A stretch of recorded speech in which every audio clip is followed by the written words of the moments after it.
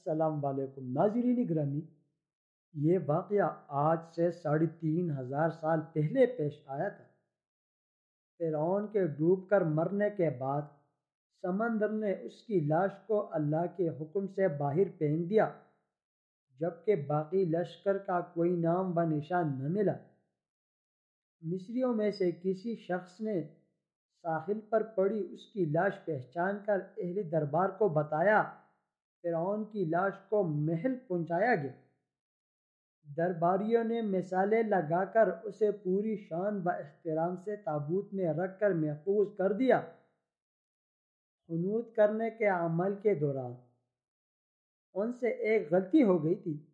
فرعون کیونکہ سمندر میں ڈوب کر مر رہا تھا اور مرنے کے بعد کچھ عرصہ تک پانی میں رہنے کی وجہ سے اس کے جسم پر سمندری نمکیات کی ایک تہہ جمع رہ گئی تھی۔ مصریوں نے اس کی لاش پر نمکیات و تہہ اس طرح رہنے دی اور اسے اسی طرح خنوط کر دیا۔ وقت گزرتا رہا، زمین و آسمان نے بہت سے انقلاب دیکھے جن کی گرد کے نیچے سب کچھ چھپ گیا، حتیٰ کہ فرعون کی خنوط شدہ لاشیں بھی زمین کی تہوں میں چھپ گئی۔ ان کے نام صرف کتابوں، ان کی تعمیرات اور لوگوں کے ذہنوں میں رہ گئی۔ اس واقعے کے 2000 سال بعد اس دنیا میں اللہ کے آخری نبی حضرت محمد صلی اللہ علیہ وسلم تشریف لائے۔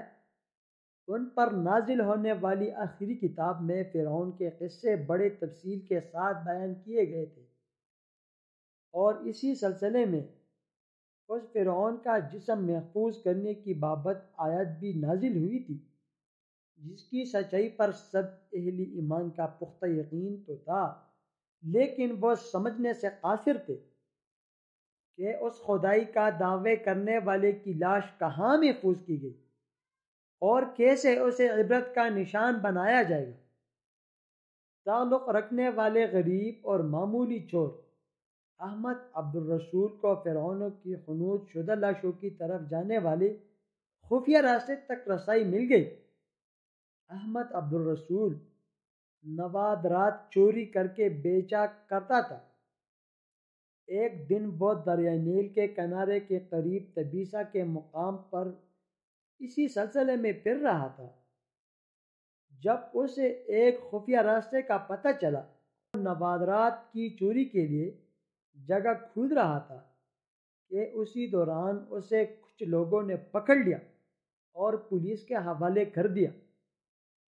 وہ جس جگہ کو کود رہا تھا وہاں سے ملنے والے راستے کی جب مسلسل کھدائی کی گئی، 1891 کی دوسری ممیوں کے ساتھ اسی غرق ہونے والی فرعون کی لاش مل گئی۔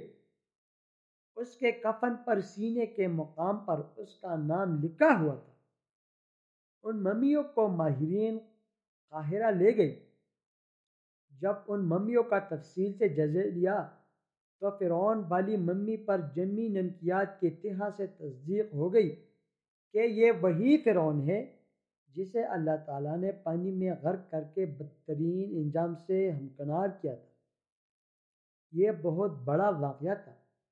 اس کی تصدیق کے لیے دنیا بھر کے ماہرین آثار قدیمہ اور سائنسدان مصر کی طرف امٹ پڑے۔ مختلف سائنسی ٹیسٹ کرنے کے بعد دنیا بھر کے سائنسدانوں نے تصدیق کر دی کہ دوسری سب لاشوں کی نسبت صرف فرعون کی لاش پر ہی سمندری نمکیات کی تہہ جمع ہوئی تھی۔ اس تصدیق کے بعد اسے فرعون کی لاش قرار دے کر عجائب گھر میں محفوظ کر دیا۔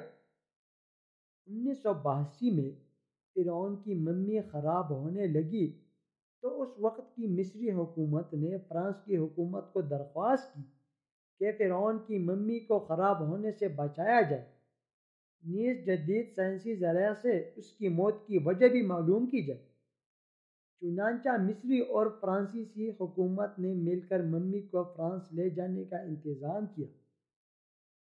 جب فرعون کی لاش کو فرانس پہنچایا گیا تو ایئرپورٹ پر اس دور کے فرانسیسی صدر بذات خود حکومت کے اعلیٰ عہدیداروں، تمام وزراء اور فوج کے افسران کے ساتھ استقبال کے لیے موجود تھے۔ فرعون کی لاش کا استقبال کسی عظیم زندہ بادشاہ کی طرح کیا گیا۔ فوجی دستوں نے سلامی دی۔ فرعون کی ممی کو ماہر ڈاکٹروں کی ٹیم کے حوالے کیا گیا۔ اس ٹیم کی سربراہی ڈاکٹر مورس بوکائی نے کی تھی۔ مائکروسکوپک ٹیسٹوں کے ذریعے ممی کے تمام اعضاء کا باریک بینی سے جائزہ لیا گیا تو معلوم ہوا کہ اس کی لاش اور جسم میں سمندری ذرات ابھی تک موجود ہیں، اور موت کی وجہ بھی پانی میں ڈوبنے کی وجہ سے ہوئی تھی۔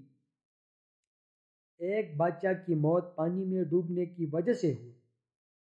یہ ڈاکٹر مورس کے لیے حیرت کی بات تھی۔ اس نے اس ممی کے بارے مزید جاننے کی کوشش کی تو ایسے معلوم ہوا کہ اس بادشاہ کی موت کے حالات مسلمانوں کے نبی حضرت محمد پر اتری کتاب قرآن پاک میں تفصیل سے درج ہے۔ اسے علم تھا کہ جہاں سے یہ لاش ملی ہے وہ ایک اسلامی ملک ہے۔ چنانچہ تجسس کے ہاتھوں مجبور ہو کر وہ مصر پہنچا۔ وہ ایک سائنسدان تھا۔ اس نے اس معاملے میں مصر کی ہی ایک سائنسدان سے ملاقات کی۔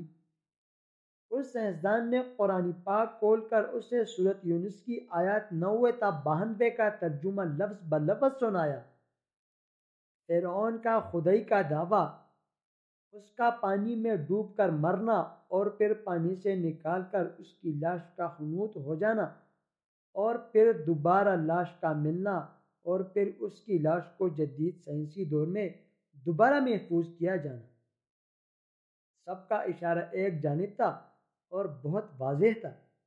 تجھے بعد میں آنے والوں کے لیے عبرت کا نشانہ بنا دوں گا۔ فرعون کی لاش ایسے محفوظ کر کے دنیا کے سامنے لا کر رکھ دی گئی ہے کہ انٹرنیٹ کی ایک کلک پر رسائل و جرائد پر ٹی وی چینلز اور عجائب گھر میں اربوں انسانوں کی آنکھوں کے سامنے کر دیا اور کچھ کی قابل ترس حالت میں موجود ہے۔ عبرت کے لیے، سوچنے کے لیے کہ عبادت کے لائق اور ہمیشہ رہنے والا وہی ہے جو سب کا خالق اور رازق ہے۔ ڈاکٹر مورس نے آیات کا ترجمہ سنا تو اسی وقت پکار اٹھا، قرآن سچا ہے، کلمہ پڑھا اور مسلمان ہو گیا۔ دوستو، اگر ویڈیو پسند آئی تو مزید اس طرح ویڈیوز دیکھنے کے لیے چینل کو سبسکرائب کریں اور ساتھ ہی بیل آئیکن کو پریس کریں تاکہ ہمارے آنے والی ویڈیوز آپ کو بر وقت موصول ہوتی رہے۔ شکریہ۔